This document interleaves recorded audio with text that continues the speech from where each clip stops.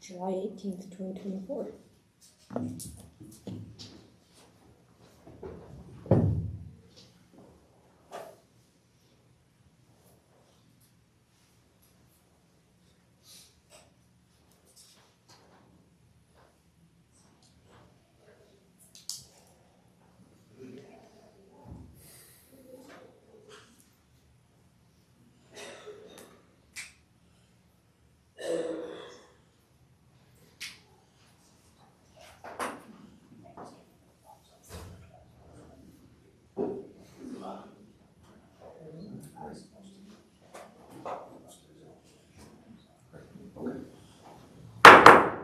We'll call the meeting to order. Madam Clerk, please take roll. Ronnie Bush. Here. Samuel Newton. Luann Hayes. Casey Anthony. Present. William Hadley. Here. Jim Hart. Here. Kurt Copeland. Here. Adam Modero. Here. Larry Jogers. Here. Brooke Deininger. Scott Holmes. Present.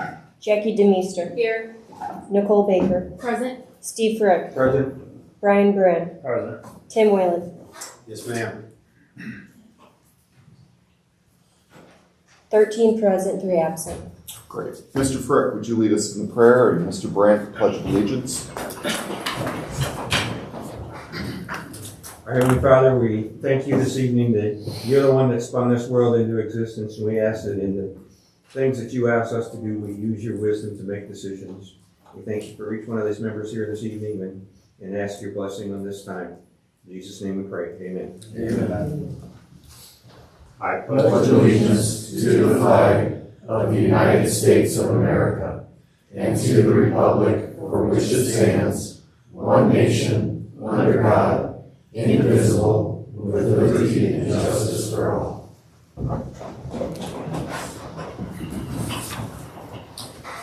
Before I ask for an approval of the agenda, I would just like to remind all board members to please speak directly into their microphones so that everyone online can hear you. Is there a motion to approve the agenda?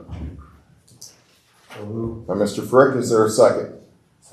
By Mr. Brandt, any discussion on the agenda? Seeing none, all in favor, please say aye. Aye. Any opposed? Motion carries.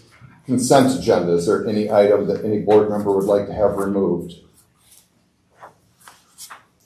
Seeing none, is there a motion to approve the consent agenda? So moved. By Mr. Whalen, is there a second? Mr. Frick, any discussion? Madam Clerk, please take roll.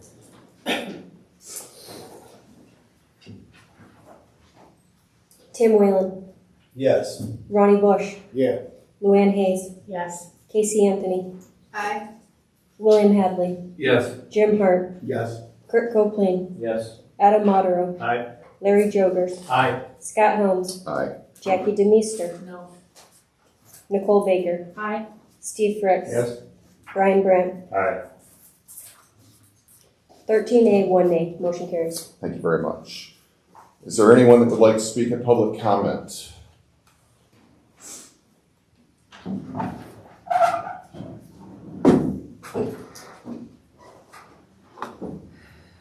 If you would please state your name, and we'll start the clock as soon as you do so. Ready? Yep. Hi, I'm Jody Cross. It'll be short. There's one thing in the world that if I have to buy insurance, my eyes glaze over. I have no idea what they're talking about. It is confusing and time-consuming. My comment is I just don't understand why the chairman and people on this board do not take advantage of skills that all of you have that are sitting here. Jim Hart spent his entire career in the insurance business, and I'm not talking about crop insurance. I'm talking about the kind of insurance that costs our county close to or a little bit more than $7 million, 10% of your budget. So I'm just up here to try to understand, or I came tonight to hear the discussion and try to understand why you are not taking advantage of the expertise that's sitting on this board. Anyone else? Okay, seeing none other, we'll next move to the Greater Freeport Partnership Quarterly Presentation presented by Andrea Schultz-Winter. Thank you for coming.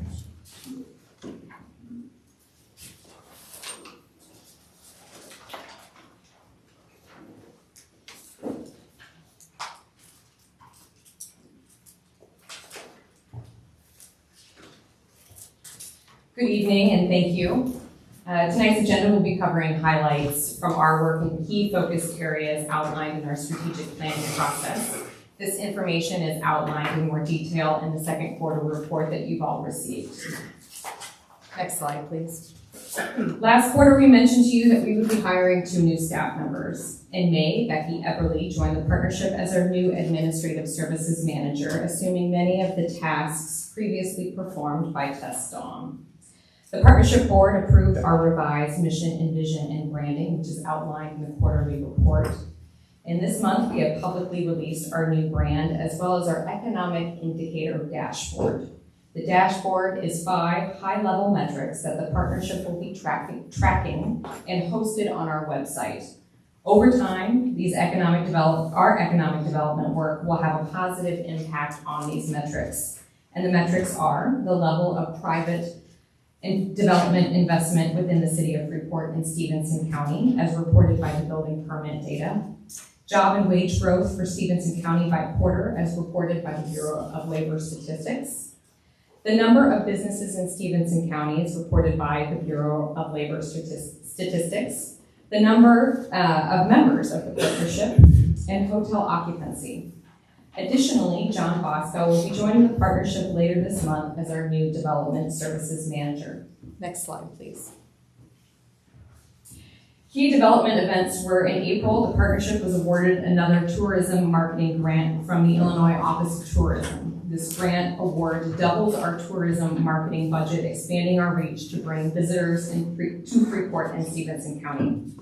On April 16th, we celebrated the end of our entrepreneurial boot camp, Base Camp, with a pitch competition and awarded $2,800 in prize money to the winners of that competition. Hosted the Stephenson County Home Show, showcasing home improvement businesses and connecting them with an audience of local residents. In May, there was a groundbreaking for Beefaroo. This approximately $1 million project utilized the Enterprise Zone. In June, an expansion of an aerospace business has led to the purchase of a lot at Millrace Racing. Next slide, please. Last quarter, we concluded our strategic plan.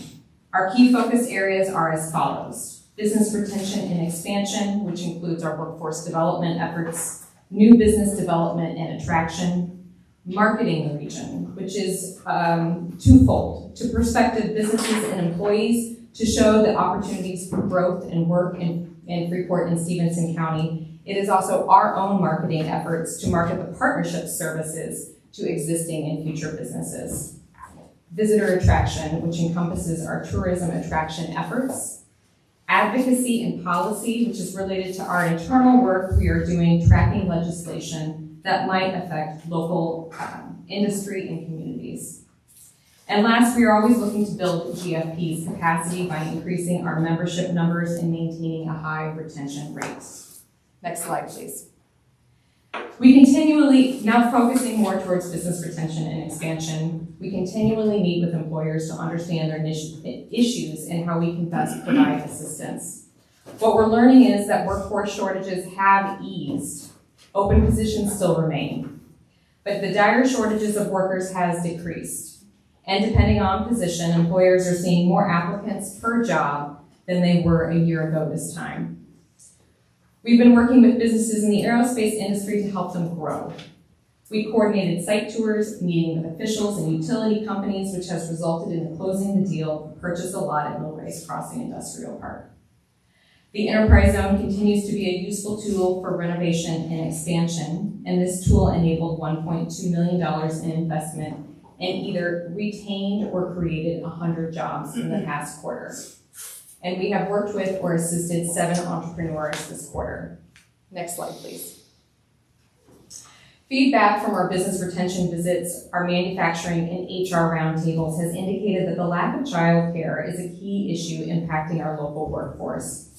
Workers are stating lack of childcare is a serious issue and frequently results in second shift openings being hard to fill, workers calling off, and those wishing to return to work are unable to do so because they have no childcare. So in the past quarter, we coordinated meetings between employers and daycare facilities to understand the challenges and demands. We know we are far from solving this problem, but we look forward to continue working with employers, providers, and Birth to 5 to collaborate to develop sustainable solutions that work for Northwest Illinois. We hosted a webinar with the Illinois Manufacturing Association for local manufacturers to learn about a program that can help cover the cost of employee training. We've also requested from local businesses was localized wage data. So the partnership crafted a wage survey for common positions in companies of all industry sectors. Responses have been collected and staff is analyzing the data. Again, these activities highlight our responsiveness to the needs of our local businesses. The best way to retain local business is to help solve their workforce challenges. Businesses can expand when they have a talented and trained workforce. And the best business recruitment strategy is having existing businesses expand. Next slide, please.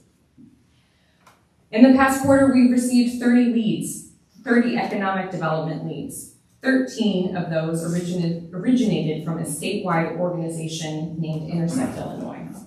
We were able to respond to 5 of those leads and submitted a site or a vacant building in response that fit the company's needs. 17 leads originated from local businesses and or government agencies.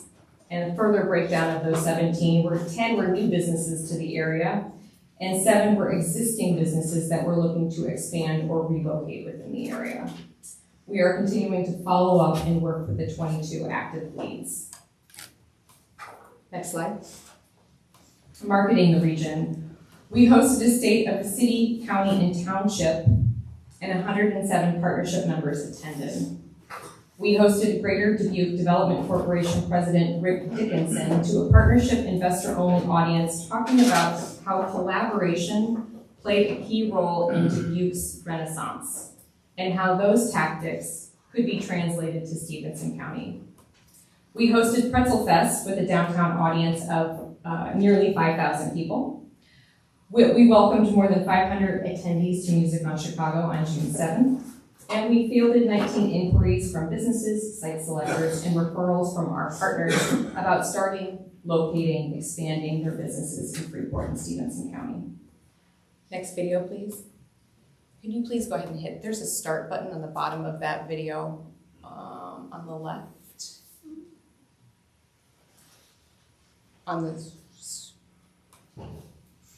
There you go, thank you. After 6 years of growing and evolving in our service to Stephenson County, the partnership has a greater understanding of the needs of our business community and how we need to assist. With that feedback, the partnership has leaned into our strengths and adapted the way we will move forward with refined services, enhanced focus areas based on our strategic plan, and providing metrics for measurable progress. The partnership released its slightly revamped logo earlier this month, and we'll continue to update the community on our renewed mission and vision, strategic focus areas, and economic indicator dashboard throughout the month of July. Next slide, please. In relation to visitor attraction, we held a tourism partner summit on May 15th for attraction and lodging partners. In the June 2024 tourism campaign, Choose Your Adventure, began in late June and will continue through September. This is targeted to visitors over 50 miles away whose visit would generate an overnight stay and harness the outdoor experience coupled with historical, shopping, and dining experiences. Hotel occupancy for 2024 is slightly down compared to 2022 and 2023. In closer inspection, the shortfall is really around weekday stays. Weekday stays in June 2024 were approximately at 67% and at 84% in June of 2023. Nicole is working directly with the hotels to understand which business projects have finished to account for this shortfall. We estimate that there was a decrease in building permits in the last quarter over the same quarter in last year, and that will be a correlation in the decrease of business days during the week. But we will verify that assumption. Next slide, please. And lastly, membership statistics. We have 410 members of the Greater Freeport Partnership. 262 are base level members. 105 are nonprofit or sole proprietor businesses, and 43 are partnership level members and government partners. In the past quarter, we had 6 new members, including 1 partnership level member, and our membership retention rate is just over 96%, something we're very proud of. And with that concludes my presentation for this evening. Happy to take any questions you might have. Mrs. Hayes, go ahead. Thank you, Andrea, for that report. I do have a couple of questions. You mentioned the tourism marketing grant that you received. Yes. Is that the one that we got through Rockford? No, this is a separate one that's offered through the Illinois Office of Tourism, and it's a 50-50 match. So it totaled our budget to $30,000. So there was $15,000. It expanded our budget by half for this. Yeah. What happened to the one that we signed over to Rockford? Sure, so we're still in the process of working out that MOU, and we have a draft over to Rockford, and we're reviewing that. But in the process of, that was with the local tourism tax dollars that Stephenson County is not receiving. So we're in the process of working through that, so that's still in the works. But thank you for asking the question. So. Okay. And then I guess my follow-up question to the occupancy rate being down, what's your plan to make that better throughout the rest of the year? Right, so I think the first thing we're going to do is kind of confirm our assumptions. Is this decrease related to decline in business travel? And if it is, then I think it's a conversation of really talking with some of our employers. What large projects were happening this time last year? Were it solar-related projects? Were there other projects that were happening for our employers? And if it's that, then I think have those similar conversations with those businesses. And if it's not related to that, then I think it's digging a little bit deeper and understanding where we're seeing a decrease, where were visitors coming for events and so on and so forth, and also talking with wedding venues and family reunions and class reunions, where there were less of those. Right, because you have to make up that ground. Right, exactly. Right, yeah, okay. Thank you. Sure. Mr. Hadley? Yes, I see you have a position, development manager. Is that a new position you created, or is that somebody filling in with somebody else? Sure, thank you for that question. As I moved into the executive director role, I left a vacancy in my previous role as the development services manager. It was titled something a little bit different, but so I'm backfilling my previous position. Okay, thank you. Mr. Frick? Just a comment on what was going on last year. A large amount of those rooms were filled because of NICOR's pipeline project, and we had, the fairgrounds was full of individuals with their own campers and that sort of thing, but there were hundreds of people here, and I was a large part of that. Thank you. Yeah. Anyone else? Okay, thank you, Andrea. Thank you. We'll move next on to the zoning report. Director Henning, would you mind coming up, please?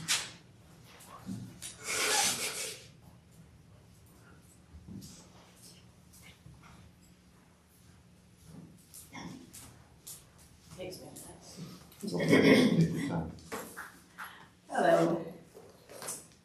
The Zoning Board of Appeals met with a full quorum on Thursday, July 11th. The first item on the agenda was for Brian Gerber. Mr. Gerber is requesting a special use to allow for a single-family dwelling in the Ag District located at Dublin Road, Freeport. Testimony was given, and with a voice vote of 4-0, the ZBA recommends approval by this board without conditions. Is there a motion to approve? So moved. By Mr. Brandt, is there a second? Second. By Mr. Bush, any discussion? Seeing none, all in favor, please say aye. Aye. Any opposed? Motion carries. Next item, please. The second hearing was for Timothy Chapman, Storm Valley Farms LLC. Mr. Chapman is requesting a map amendment to rezone from E1 Estate Residence to A1 Private Ag to allow for livestock located at Mountain Lane, Freeport. Testimony was given, and with a voice vote of 4-0, the ZBA recommends denial by this board. Move to approve. By Mr. Frick, a motion to deny, correct? Okay, is there a second on Mr. Frick's motion? Second. By Mr. Jogurst, is there any discussion? Mr. Copeland, go ahead. Yes, Director, what was the reasoning for the denial? The property is situated between two residential subdivisions, and they believe that the livestock will be hindrance to the subdivisions. Thank you. And Mr. Whalen. Thank you, Mr. Chairman. I'll just add, I drove back there myself, and there's only one access point to the property that has to go through the subdivision, one of the subdivisions, and it's just not, it's not a good place for this. And the person that purchased this property knew that going into it. So, to me, I'm voting no on it, or voting to support denying the request. Anyone else? Just so everyone is aware, voting aye is to vote to deny the request. All those in favor to deny, please say aye. Aye. Any opposed? Aye. 1. Motion carries to deny. Next item. The next hearing was for Lon Friedman, Delta T Trust. Mr. Friedman is requesting a map amendment from E1 Estate Residence to A1 Prime Ag to allow for livestock located at 2539 Mountain Lane, Freeport. Testimony was given, and with a voice vote of 4-0, the ZBA recommends denial by this board. Could you repeat that last part, please? With a voice vote of 4-0, the ZBA recommends denial by this board. Thank you. What's the pleasure of the board? I would move to deny. Okay, motion by Mr. Whalen to deny. Is there a second? By Mr. Jogurst. Is there any discussion?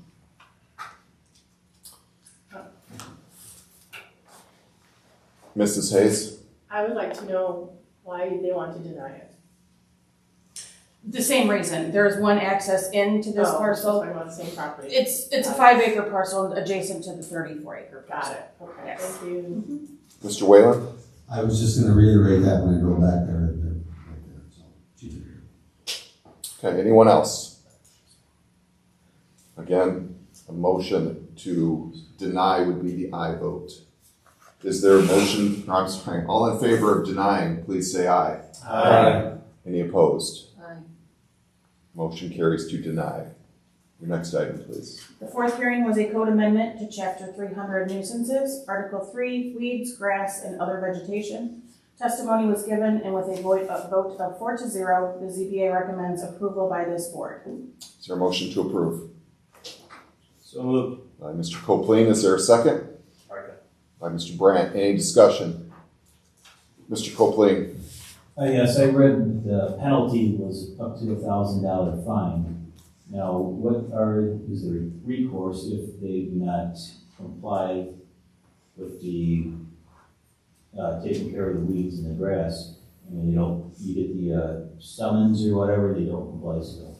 If they don't comply, that will be decided at either the court hearing or with the code hearing unit. It will be decided at that hearing. Okay, thank you. Any other discussion? Seeing none, all in favor, please say aye. Aye. Any opposed? Aye. 1 in opposition, motion carries. Your final item, please. The final item on the agenda was for a code amendment to general legislation, Chapter 224, subsection 224-3, landscape waste. Testimony was given, and with a vote of 3-0, the ZBA recommends approval by this board. Is there a motion to approve? So By Mr. Whalen, is there a second? Mr. Jogurst, any discussion? Ms. Anthony? Thank you.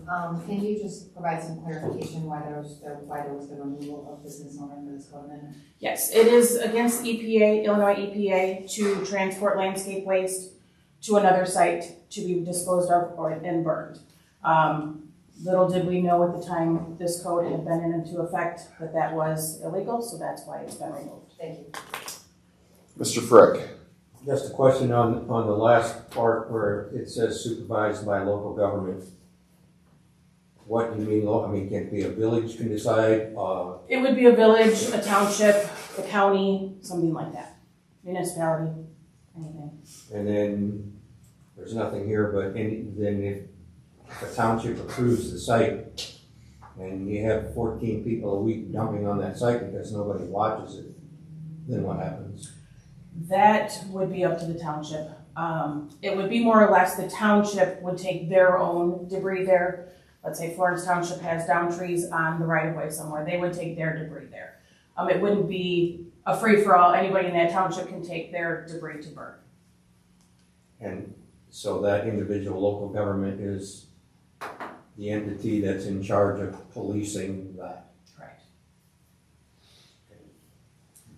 Anyone else? Seeing none, all in favor, please say aye. Aye. Any opposed? Motion carries. Anything else? That's Director Henning, thank you very much. Thank you. Move on to the chairman's report. I'll be somewhat brief. This past Monday, we had a pretty catastrophic storm in Stephenson County. Unfortunately, we did have some damage out at the Kent Monument, but not to the monument itself. We had two very large oak trees that came down just to the south and east of the shelter house. Unfortunately, they missed the shelter. Mr. Remmers and I visited both yesterday and today out there, and tomorrow there will be a tree service out there to remove the trees. One of the oak trees was at least 50 feet. It's a massive tree. So we looked at the landings that we had as well. Unfortunately, there was no damage at any of those, so I'm very pleased about that. Mr. Remmers also took care of the weeds out at the nursing home in the solar field. So that's thankfully taken care of. Some of those were 5 or 6 feet tall. We have a plan going forward so those don't return. Would also like to remind everyone that next week is the Fair Week, so please go out there and support the county fair. Just to give a brief update, and I'm not trying to take any of your thunder, Mr. Copeland, if you're going to speak about the crime suppression unit, but it's been doing a fantastic job. The sheriff has put out statistics of what it's been able to accomplish with just half of the crew and in a short amount of time, and it's definitely made an impact, so very pleased with that.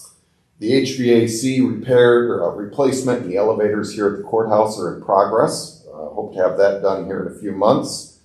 The air handler out at the nursing home is also moving forward. And finally, I would just like to remind the oversight chairs that next month is the beginning of the budget process. So please be proactive, reach out to your department heads. Don't wait for them to reach out to you. Please take the lead on that if you would. And as I constantly preach year after year, please be as involved as you possibly can at the oversight committee level and try to do as much heavy lifting as possible in those committees with the department heads. So by the time it gets to finance, it's a very smooth process. Last year I thought went pretty well, so I'm hoping we can repeat that again this year. Finally, I would just like to welcome Marcos Perez, who is in the audience. We will be discussing the move to hopefully approve him as the new interim administrator out at the nursing home. So with that, we will move on to action items and information from standing committees. We'll move first to finance, and Mr. Whalen, you have one action item. Thank you, Mr. Chairman. We discussed this at committee, and I would make a motion to, hopefully everybody got the notification as part of their packet and had a chance to look at this, the new national opioid settlement with Kroger. And I would move that we move forward with a participation package that needs to be submitted in order to participate in this. Okay, motion to approve. Is there a second? I'll second. By Mrs. Hayes. Is there any discussion? Seeing none, all in favor, please say aye. Aye. Any opposed? Motion carries. Any other information on your committee, Mr. Whalen? Mr. Chairman, I was just excited to see some money coming in from mill race. Absolutely. I had a chance to discuss that in finance. Absolutely. Cool. All right, thank you. We'll move on to public property and... Oh, I'm sorry. Yep. Mr. Hadley, go ahead. Yes, I have a question on health insurance. Are we going out for an RFP for a broker for health insurance this year? No, sir, we're not. So we're going to keep the same broker that we've had for quite a few years, Yes, correct? Yeah, we discussed that at the committee level and decided that was against, our, how do I want to say that? We decided that it wasn't necessary. Well, how would we know that we're going to get a good deal if we don't go out and get a Because broker? we're going out for quotes with a multitude of different companies, and we feel like our current broker's doing a good job, and we don't need to make a change. The committee decided that, I did not decide that on my own. So you are more than welcome to come to finance and discuss that in the future. Well, I'm just disappointed because it should be, you know, that we should be going out and trying to see the best deal we can get for the taxpayers of Stephenson County. We believe we are, sir. Okay. Anything else, Mr. Hadley? No, that's it. Thank you. Ms. Anthony? Thank you. Mr. Hadley already asked questions that I was going to. I did want to follow up. As chairperson of finance, do you allow county board members that aren't on the committee to ask questions and participate during the meeting? I guess I would have to say it depends on the subject and the content, you know, and, what we're discussing at the time. Okay. I would allow that in certain circumstances, shouldn't I? Okay, because you just said to Mr. Hadley you would welcome him to come to participate. Because I know that that's not always the case in every committee, so I just wanted to ask that question. Yeah, I always want to remain open to that. I would expect that same courtesy from other committee chairs. I always did. Mm-hmm. Thank you. Mr. Hart? Yes, I have a question on similar subject, but coming up soon, the property and liability insurance. Where are we at with that? I don't know that we got an update last month that would be coming. She was going to talk with our current carrier on the liability side, and I think we're going to have more of an update on that next month. So we haven't really made any moves toward doing any changes or applications for that I'm aware of, Mr. Hart. Well, I'd like to discuss this with you because I discussed it at length last time. And the first thing I had requested was from the state's attorney regarding an opinion, and I'm requesting that again. Apparently, the state's attorney didn't want to give me a written opinion on that. I'd like that distributed to everybody. Because of the amounts of money involved, there are, you know, we have limits, as you guys all know, as to how much money we can spend without going out for quotes and RFPs and whatnot. I've heard people talk about the professional service exclusion. That most clearly does not apply when you look at the statutes and the county code and everything. There is no exception that includes insurance. Those exceptions are relative to construction generally, and the Illinois Procurement Act and things like engineering and so forth. The other thing last year was, as you recall, I vehemently said, let's go out for a quote. No corporation, no municipality doesn't do this every so often and do it in a professional way. And that means not giving people 12 days, which is inadequate, but giving them full information and giving them, you know, maybe 60, 90, 120 days, or doing a broker selection. There's a lot of professional ways to do that. We're not doing that. And what I heard last year, and this is important, I want the Finance Committee to know this, I got a lot of pushback, including from people that should know better, that said, we've got 21 quotes, or 22 or whatever. That never happened. She approached 20-something markets. Those are not quotations. We had one quotation last year on property and liability insurance. One, actionable one. And the reason we had that was because anyone that knows anything about this would have looked at it. I didn't have this information because it wasn't shared with us. But the only quote that would be for all of our coverages that we could satisfy all of our risks were from our incumbent carrier, the pool that we have, ICRMT, which is a good provider. But because they required all lines, there were no other quotes. So everybody last year, and I can remember some people that said, oh, it's only common sense. You can see we have all these quotes. We had one quote, period. What you guys didn't know, and you never asked, and this is very disappointing, is what those other quotes were. Again, I'm just flummoxed by this. And I didn't know this because it wasn't presented. I had to go back and watch the tape for the finance. I had to request additional information and go through it. In the information that broker provided, they told you this is, we got a quote for this or we got a quote for that. Nobody thought to ask how much was that quote. Show us a quote, tell us a dollar amount. Nobody? I mean, really? That's embarrassing. That's just embarrassing. And the other thing you didn't realize is that one of the quotes, I did see one of the quotes for workers' compensation, and it was a significantly lower quote from another carrier that specializes in municipalities. It would have been a lower premium, and it would have been a zero deductible. If you look at our averages, you chose to go with a $50,000 deductible. On average, we're spending $150,000 a year in deductibles. So if you were to add the $150 plus the savings, and the fact that we didn't really go out for a quote, we probably spent a couple of $100,000 extra last year, just on the word count. I'll remind everybody, this is about $6 million in premium between these two things. We're going to collect, $14 million in property taxes this year, something like that? This is a huge part of our budget, maybe the largest.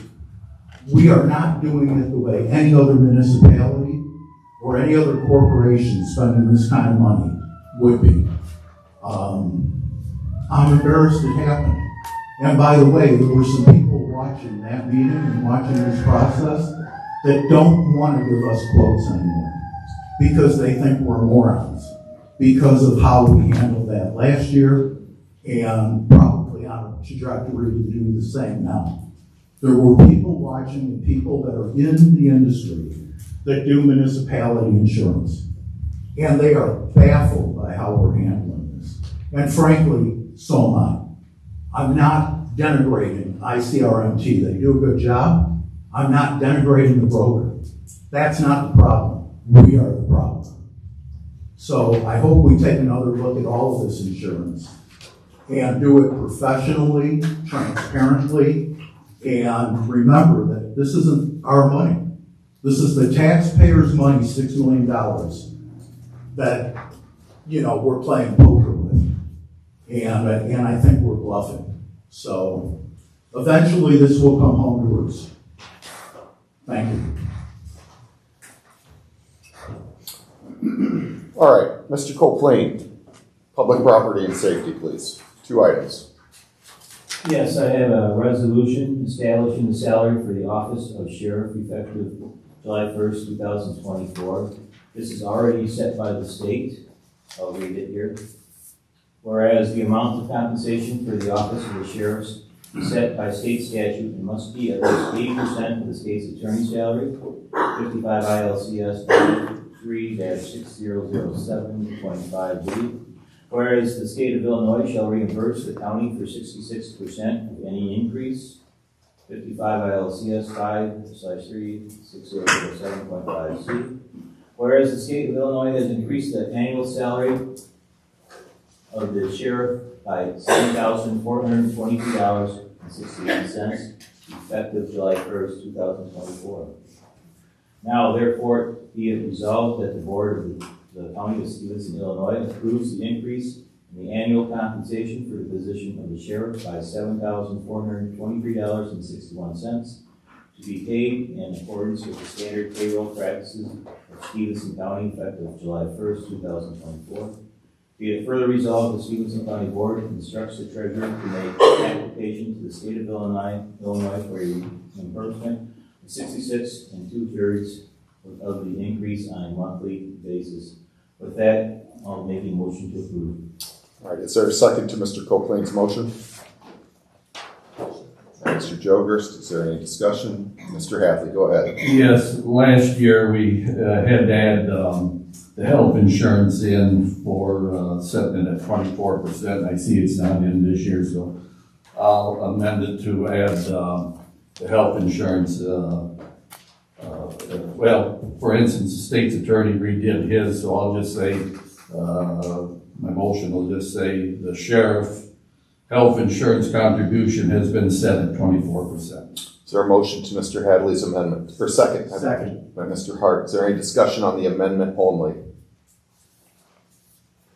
Seeing none, all in favor of the amendment, please say aye. Aye. Any opposed? Aye. There's one Who no. was the no? Mr. Whalen, I believe. The amendment passes. We're back to the original motion. Mr. Hadley, anything else? No, thank you, Chairman.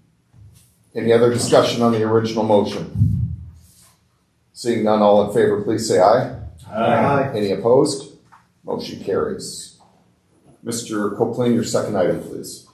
Yes, this is an intergovernmental agreement for the purchase of personnel and supervisory service and for the use of facilities.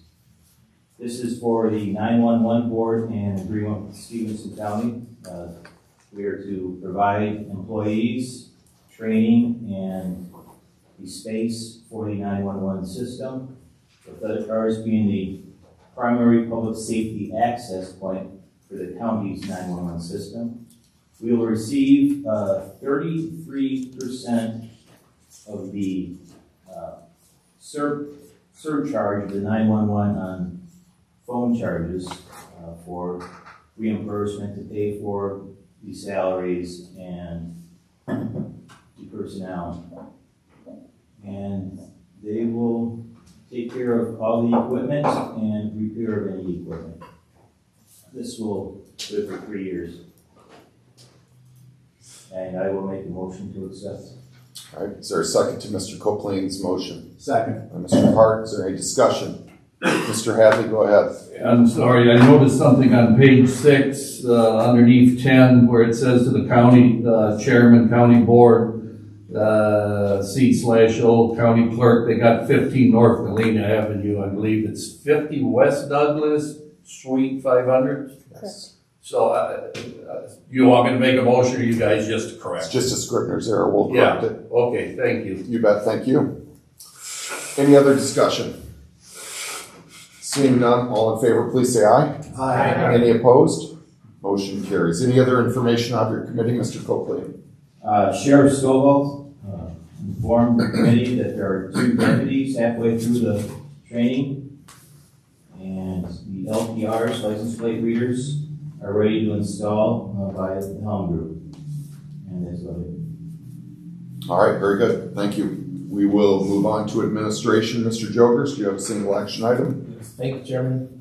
Just have the approval of resolution to appoint election judges to serve for November 2024 to March 2026 election cycle. I'm going to read that. There's 3.5 pages of names and half a page of resolutions. So I make a motion to approve. All right, is there a second to Mr. Jokers' motion to approve? Second. By Mr. Whalen. Is there any discussion? Mr. Modero, go ahead. I'd like to move to amend and strike the name Dennis Goodman from the list. If I can get a second, I'll explain. Is there a second? Second by Mr. Hart. Discussion only on the... Oh. Go ahead, Mr. State's Attorney. Actually, I spent a little time, I got a heads up that this might be an issue, reviewing this issue this afternoon, and the process, it's for selecting election judges is as follows. The 2 parties who got the most votes in the last election for governor, which has always been and very likely will always be the Republican and Democratic Party, but maybe not, but in any event, those 2 parties are to send a list to the county clerk. The county clerk is to then adopt that list as election judges. And then if there are any additional positions, she's supposed to fill that from a supplemental list from the Republican Central Committee and the Democratic Central Committee. When the supplemental list is exhausted, if there are further election judges needed, the county clerk is supposed to appoint them. So the people that are in front of you that are Democratic or Republican election judges are completely within the control of the Democratic or Republican central committees respectively. But it's, and I read a case, it was an Edgar County case that said that once those selections are made, it's the duty of the county board to approve them as made. Now, if you remove this guy, I think the likelihood of a lawsuit is fairly low, and I think the whatever the damages would be would also be not very high. But what the law says is that it's the duty of the county board to approve these. It's the duties of the Republican and Democratic Central Committee to select them, and in their absence, these individuals should be selected by the county clerk. So I don't think that you can lawfully remove just one person. If either party would prefer different election judges be selected, it's completely within their power. They just have to nominate them. And they have complete discretion, but not tonight, if that makes sense. Can I ask just one clarification? Go ahead. I was approached by the Democratic Party because they felt the scheduled timeline being what it was didn't allow them that opportunity to do that before this. Are you saying then that's fine, but it just has to happen after this? This is kind of separate?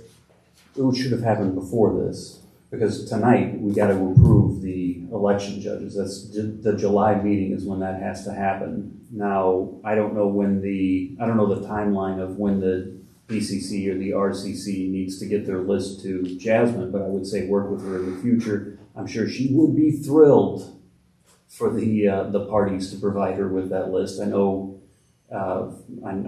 Jasmine never complains and hasn't complained about this, but I've talked to prior circuit clerks or county clerks who were not thrilled about finding election judges and recruiting election judges, particularly when the statute suggests that should first be done by the RCC and PCC. Can I speak to your point a little bit? There will be, I do have to submit this order to the circuit clerk's office, and it will be heard before a judge. So if there's objections and evidence, that can be heard by the judge in the case that someone thinks someone should be removed as well. Okay. I think the contention was the committee meeting and this meeting sandwiched the deadline, so there was theoretically some time where an objection could be made, but this was already passed through committee, and I think that was part of the confusion. Oh, I'm sorry. Well, an objection can certainly still be made. That just needs to be done at the circuit court, not with Jasmine. So, Mr. Modero, currently you have a motion to amend and Mr. Hart is second. Do you want to withdraw or you want to continue and we'll have a vote? I'll withdraw. And Mr. Hart, will you withdraw your second? Yes, I will. Okay, thank you. We're back to the original motion to approve. Is there any other discussion? Seeing none, all in favor, please say aye. Aye. Any opposed? Motion carries. Any other information on your committee, Mr. Jokers? Just one comment, the updates to the county boardroom and 45 IT updates will be the last week of July. That's the current schedule, so. Okay. That's it. Perfect, thank you very much. Mr. Hart, go ahead. I just have a question for Mr. Jokers. Are we having deputies on the 5th floor? Is that under your committee? I thought we talked to it. Go ahead. Okay. Yeah, there was some conversation at the administration committee about, I will say, unruly taxpayers coming in. And so we talked about it quite a bit. And so I think the county treasurer reached out and I think the auxiliary deputies. The auxiliary, correct. I think they volunteered or stationed there just during some of these peak tax payment issues to quell some of that down. So some of these people were harassing verbally abusing our employees. And so that's why we did what we did. So. I also heard that we have kittens and puppies on the 5th floor to create a more, mellow mood. I think that was initiated by the people in that department on their own. So we didn't approve that at the administration committee, but it's like, okay. Well, I was curious if we could get some kittens and puppies in here for these meetings. I don't know. The one question I was asked by a constituent was, is there a cost associated with this? I told them it was auxiliary, as I understood it, and I thought those folks were volunteers. I think they're volunteers. I'm not sure, but I think I'm not sure about that. We didn't approve any cost to that. I'm not sure what the sheriff's got going there. So It was just something I heard, and I was piqued my curiosity. I would talk to the sheriff about that if you. Okay. Thank you. Mrs. Hayes. If our employees are getting verbally abused back there, I don't think the cost of an auxiliary sheriff should even be a problem. Anything else, Mrs. Hayes? That's it. Okay. Mr. Hart, go ahead. I just wanted to say to that, I wasn't saying it was a problem or we shouldn't do this. I'm trying to clarify what we are doing and what's going on with it. It was a question from a constituent. So I'm not advocating for or against it. And nobody loves puppies and kittens. Clarify that. Okay, thank you. I would say, Mr. Hart, that if there is any expense, it would be borne by either the sheriff's office through their own budget or the treasurer's office. Thank you. You bet. If nothing else, Mr. Jogers, we'll move on to court services. And Mr. Bush, you have 3 action items. Yes, one was the approval of amending SS to Justice SRL grant, which we voted on last month. But after that, the circuit clerk added another item to that, and which is for her to be able to attend conference and hotel and flight and conference. So I so moved. All right, is there a second to Mr. Second. By Mr. Hart? Is there any discussion on the motion? Seeing none, all in favor, please say aye. Aye. Any opposed? Aye. 1 in opposition, motion carries. Your next item, sir. Yes, just like with the sheriff, approval of resolution to establish the salary of the office of state's attorney, which is set by the state. And the resolution reads, whereas the amount of compensation for the office of state's attorney is set by state statute 55 ILCS 5-4-2001, whereas the state of Illinois shall reimburse the county 100% of any increase taking place after December 31st, 1988. Whereas the state of Illinois has increased the annual salary of the state's attorney by $9,279.51 effective July 1st, 2024. It will submit appropriately increased reimbursement. Now therefore being resolved, the board of the county of Stephenson, Illinois approved the increase in annual compensation for the position of state's attorney by $9,279.51 to be paid in accordance with the state payroll practice of Stephenson County, and I so move. All right, is there a second to Mr. Bush's motion? Second. By Mr. Hart, is there any discussion? Also in committee, I don't know if we can vote on this now, but in committee it was amended to add the 24% insurance to this. So I don't, do we add that in there? It's already in there. It's in there? Okay. Anyone else? Seeing none, all in favor, please say aye. Aye. Any opposed? Aye. 1 in opposition, motion carries. Your final item, Mr. Bush. Same for the public defender, but however, his is a difference of $8,351.52. So I so move. Is there a second to his motion? Second. And Mr. Hart, is there any discussion? Seeing none, all in favor, please say aye. Aye. Any opposed? Aye. 1 in opposition, motion carries. Information out of your committee, Mr. Bush? None. Do you want to discuss the public defender's announcement? Oh, yes, I forgot. We did receive a letter announcement that the public defender is resigning from his position. He's going home to take care of his elderly folks, which is totally understandable. I think it was the end of the year. Yes. I thought he was going to try to stay on for a while on a contract basis. Right. Is that right? He'd like to be back home by the end of the year if possible. Oh, that's it. All right, thank you very much, Mr. Hart. Go ahead. I just want to say how sorry I am to see Byron leave us. I think he's been just a fabulous public servant and just always been a credit to the county.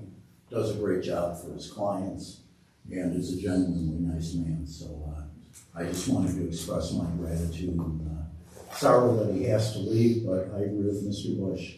He's doing the right thing for his family. So that's all I have. Thank you. All right, Mrs. Baker, we have one action item. Approval of interim administrator.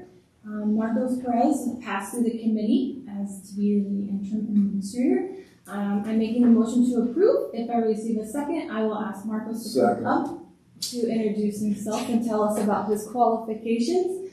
If passed tonight, he will be starting tomorrow morning. Adrian has offered to assist with the transaction over the next week. All right, very good. So we have a motion and a second. Is there any discussion? Seeing none, all in favor, please say aye. Aye. Any opposed? Okay, very good. Mr. Perez, would you like to come up and introduce yourself, please? Put you right in the spotlight right away.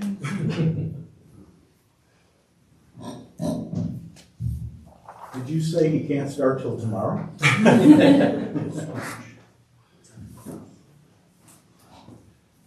Chairman Helms, members of the Stephenson County Board. My name is Marcos Perez, and I am a licensed nursing home administrator, licensed by the state of Illinois. I have been working in senior care and long-term care facilities for going on 15 years. As I told members of the Nursing Center Committee, when I was first recruited into the company I started with in long-term care back in 2010, that company actually brought me here to Freeport. That company had ownership and still has ownership over Liberty Village here in Freeport. And then also at the time had ownership of what was called Freeport Rehabilitation and Healthcare Center. And I noticed one of the facilities was sold off to, I think, to a different company, and now I think it's known as maybe Pearl Pavilion, I think now. But I spent a decent amount of time here in Freeport, kind of getting to know the area, and the administrator actually, as I just found out tonight, is still there at one of the facilities I worked with previously.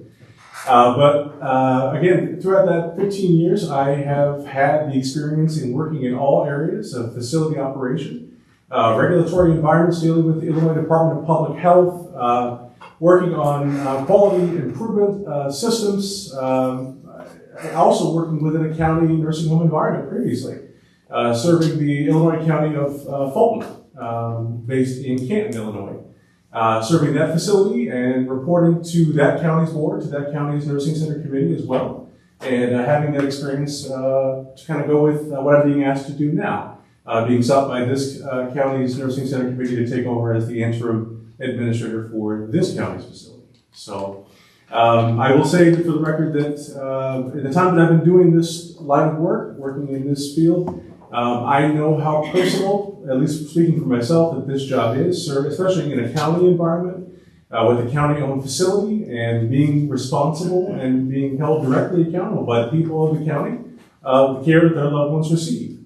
And so I know that already, having had that experience previously, and I'll bring that directly into the job as long as I'm asked to do it here now in Stephenson County. So if anybody has any questions, feel free to throw them out there. Mr. Whalen, go ahead. Thank you, sir. I just wanted to clarify that in committee we heard that if it works out over the next few months, there is an interest in becoming the permanent administrator of that. I did communicate to the county administrator that I would have that interest. I'm originally from Galesburg, Illinois, which is about 2 hours south of here, and so my roots are here in Illinois. And I did communicate that would be a very good possibility. So. Thank you, sir. Ms. Anthony? Thank you. I have 3 questions. Is it okay if I ask? Go ahead. First, how do you lead a building, specifically with buy-in for staff and your role in staff meetings and with like department chairs? So I am a very traditional administrator in that I believe that you give someone an assignment, you hire somebody to do a job, and they do that job. And you stand behind what they do, and you give people the skills and the resources to succeed in their positions.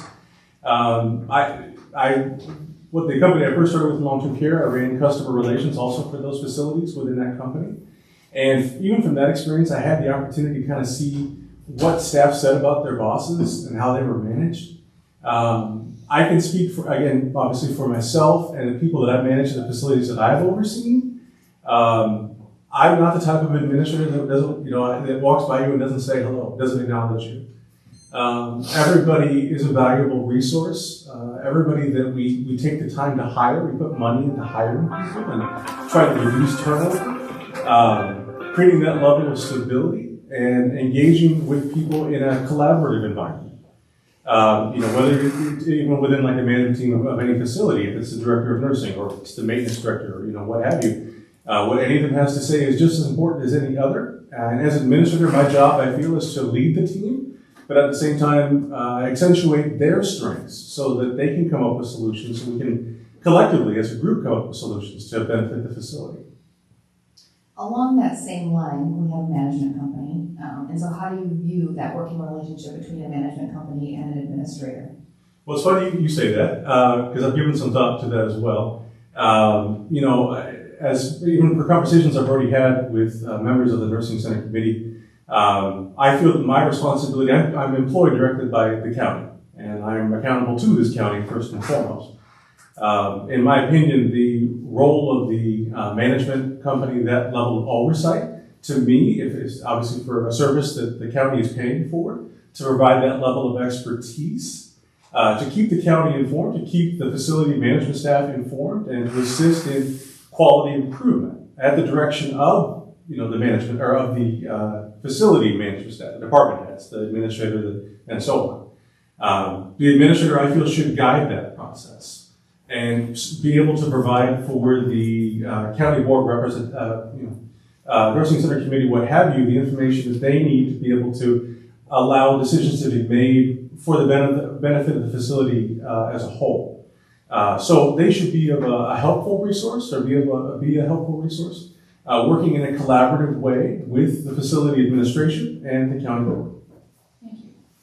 And lastly, what strategies do you implement to ensure compliance?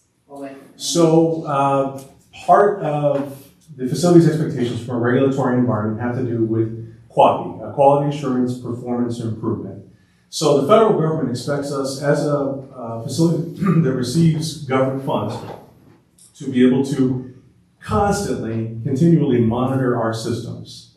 Literally, because as I tell everyone, the state of Illinois, the health facility surveillance nurses that can come in at any given time, not just for an annual inspection, but on a complaint or for really anything, and inspect on how we do everything. And so we have to have those systems in place to monitor our systems as far as how we carry out every aspect of resident care for every service that we provide.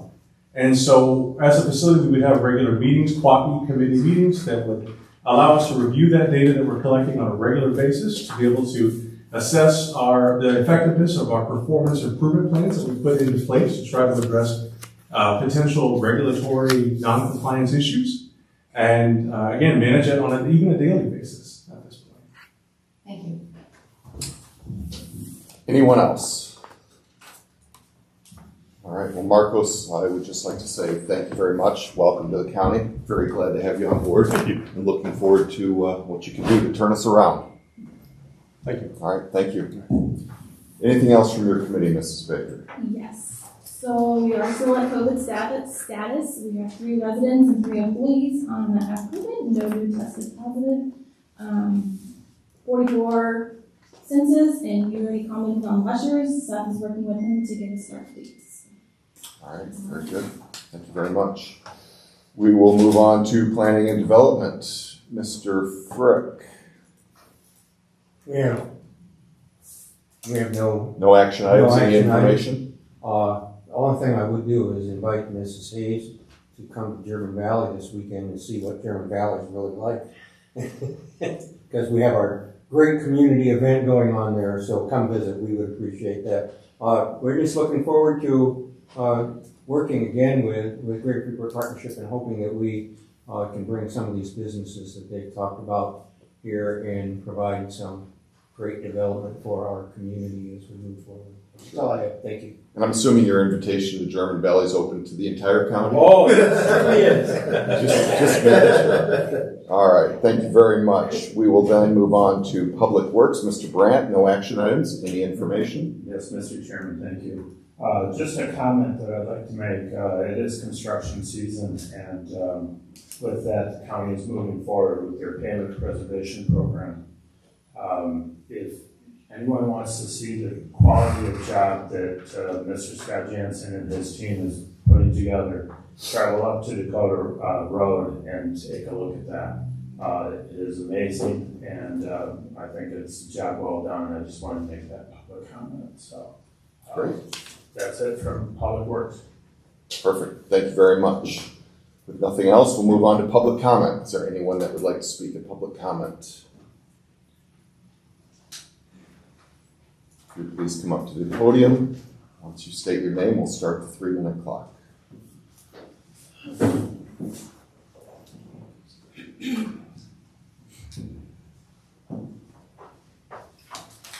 Jody Koss. First of all, I wanted to make something clear, especially since we have a reporter here. The Democratic Party did request that this person be stricken from the list. When I got the list, I reached out, said, when do you have to know? I got the date, and we did reach out in time for that date. So wanted that clear. I also want to just reiterate again, so now we're maybe paying for deputies to be at the treasurer's office, maybe not.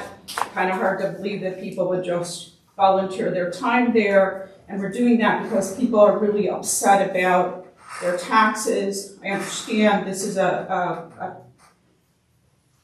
time in our country where there is a lot of people upset about a lot of things. But I bet you maybe 80% of the people sitting here on this board claim that they are fiscally conservative. And so I just bring it back to the question of the insurance again.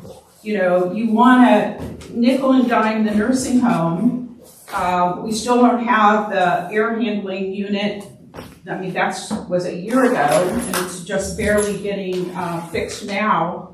So you nickel and dime the nursing home constantly, and then you have an important item that uses at least 10% of our budget, and you ignore the expertise that's sitting right here in front of you.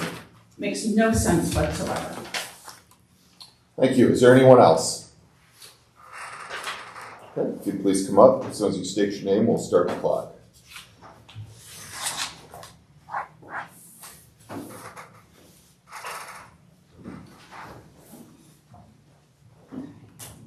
Good afternoon. Excuse me. Ed Klein. It's been a while since I've seen you all.